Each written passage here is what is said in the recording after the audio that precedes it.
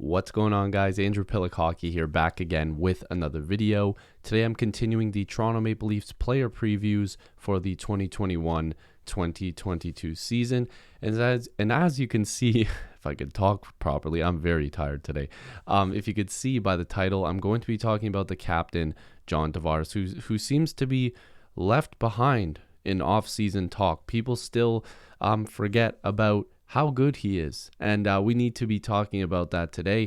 If you are new to this channel, make sure to like this video and subscribe. I would greatly appreciate it. I know there's a lot of people that watch the videos that aren't subscribed, so if you could do that, I appreciate it. And thank you to all the new subscribers and the ones that have been here since day one. But we're not going to talk too much about the injury, because we all know in game one, round one against the Montreal Canadiens, that Johnny T got hurt, and it was scary. We're not going to talk about it. There's too many channels that benefited it, and we're making money off of talking about a very serious injury. So we're not going to be mentioning anything like that. We're just going to say after that game, obviously his season was over. He's healthy now, which is really good, and we're going to have to see how he plays going into this year. But there's this big narrative behind Johnny T. There's a lot of things behind this guy that people don't seem to like for some reason. And by a lot of people, I mean Leaf fans. And we see it time and time again. When it started the second he signed that deal, $11 million, I need to remind people again and tell people that the NHL doesn't just look at one off season and think, okay, this is how much he's worth, this is how much he's going to be worth forever, blah, blah, blah, and that's it. They have to look into the future when you sign these contracts. And what I'm saying might seem simple to some people, but to a lot of people, it's complex, because when he signed that $11 million deal, that was a very expensive contract. But what the salary cap was supposed to be doing in the coming years was to make this contract like almost an average contract for a really good player. Because when the cap gets higher, the percentage of what a star player looks for on the cap also gets higher. That's why you've seen, obviously, McDavid, best player in the league with Crosby. He gets paid a ton of money. Austin Matthews is getting paid a ton of money. He's top goal scorer in the league right now with guys like Ovechkin and whoever else. But these guys are getting paid, these young stars. Tavares came into this contract going, this is going to be my big chance at a 8-year or 7-year deal that's going to get me paid a ton of money. And teams were offering up to $14 million per season. That's a lot of money. So if you look at it, he took a $2 to $3 million pay cut per season, because people seem to also forget that. It's not just, oh, he took a couple $1 million. What is that? No, over 7 years, he took that type of a pay cut. That's a lot of money, okay? So I have no gripe against the contract or why it was signed. The Leafs thought that signing him would push them over the hump, but their blue line still sucked, and Babcock was still being out-coached and going by old-school mentality when he should have adapted his game. The players weren't good. The team wasn't good. The coaching wasn't good. The management didn't have everything together. Saying that, he's also produced quite a lot since coming here, and again, people ignore that. Looking at him, he's 30 years old. Tavares is going to probably start to decline in a couple years, but for people saying he's just going to drop off this year is hilarious to me. He's 30 years old. He's not 36. He's not 37. Age doesn't just mean you drop off. Tavares is still only 30 years old. There's tons of players in the league that are still producing at 30 years old. I mean, when the Leafs had Patrick Marleau and he was into his mid-30s, he still scored like 26 goals or something like that. I'm not really sure why people just seem to think Tavares is done. This past regular season, he played in 56 games played. He played in 56 games, and he had 50 points in 56 games played, almost a point per game. Now, a lot of people will look at this and go, well, he should have been a point per game. Well, he did start off the season a little rough, and mind you, there was a revolving door on his wing. It wasn't just going to be, oh, Mitch Marner's going to play there, oh, William Nylander's going to play there. Sure, that's not a bad problem to have with either of those two, but the Leafs couldn't find a consistent left winger to play with this guy. Some nights Hyman was there, some nights Kerfoot was there, some nights Mikheyev was there, some nights Galchenyuk was there. You can't just get chemistry by having a revolving door with your wingers. Tavares is the centerman. He needs to have that type of connection with the other guys on the ice. And I'm not just blaming that. I mean, I'll take another 50-point season if it was 56 games played. They're going to play 82 this year, obviously. Well, hopefully. I need at least 75 to 80 points from Johnny T. And honestly, he's going to give you that.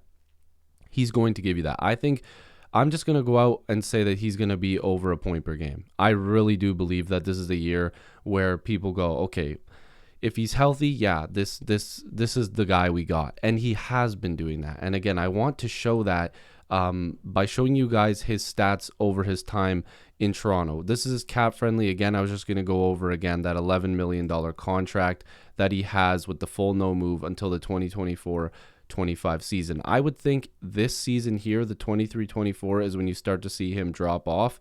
So the Leafs probably still have a couple really good years. And drop off, I still think he'll be like a 50-point player, but that's a lot of money to pay a guy that's giving you 50 points. But in his first year when he came over with Toronto, he was over a point per game with almost 50 goals. Like, to me, I still don't understand why people are like, why did the Leafs sign him? 47 goals. I need to tell you guys this. Babcock and the previous management, which includes obviously Lou Lamoriello, Brendan Shanahan, whatever, who's still here, but they refused to bring in defensemen. So when Tavares got there, the blue line sucked. Lou was gone. But that previous regiment did not put anything in place. Dubas came in and got Muzzin, Brody, actually forced Babcock basically to play Justin Hall. He brought in guys that can play. They drafted Rasmus Sandin. Travis Dermott was in the mix. Like, they finally gave Morgan Riley a guy that can play with him in TJ Brody. So when Tavares got here, it was overshadowed by the fact that the Leafs blue line sucked. And he was actually really good. And then the next season, 60 points in 63 games played. Not too shabby. 3 points in 5 playoff games. 5 and 7 the previous year. So not too bad. You want more, but again, and then in this year, clearly the injury, but 50 points in 56 games played. And I believe he was still dealing with some injuries at the beginning of the season and going through some stuff there. And that 60 points in 63 games played was when he had that really bad wrist injury or whatever it was. So he put up 60 points in 63 games played, and it's been widely known that he was playing through like some pretty bad injuries. So the guy has done nothing but produce since he's come here. So I'm still really confused on what the hate is on him. You can't blame a team giving a contract to a player on the player. If I was in that spot, I'm signing that damn contract. I'm not going, I think I'm a $9 million player. No. Who the hell does that? He got his $11 million, which he took a pay cut to come to Toronto, and he's produced. It's not Tavares' fault that they didn't spend that money on a defenseman. Who cares? That's not his problem. It's the management.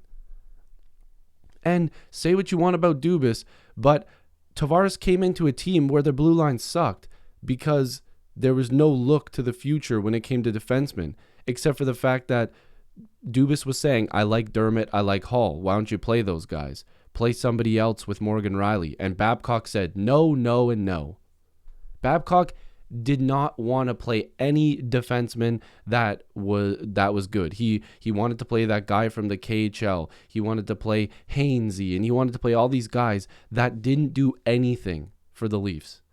Cody Ceci. These guys did nothing. So I'm not really sure why the Tavares thing is still a problem. But if I was to preview this season, I think he's going to be more than a point per game. I think he's going to do fantastic. I'm very excited to see him back on the ice. Forget hockey. I just want to see that man back on the ice for him personally, for his family. I want to see him healthy. We're going to knock on wood. I'll do whatever it takes, bad voodoo, take off my hat, knock on, whatever we have to do.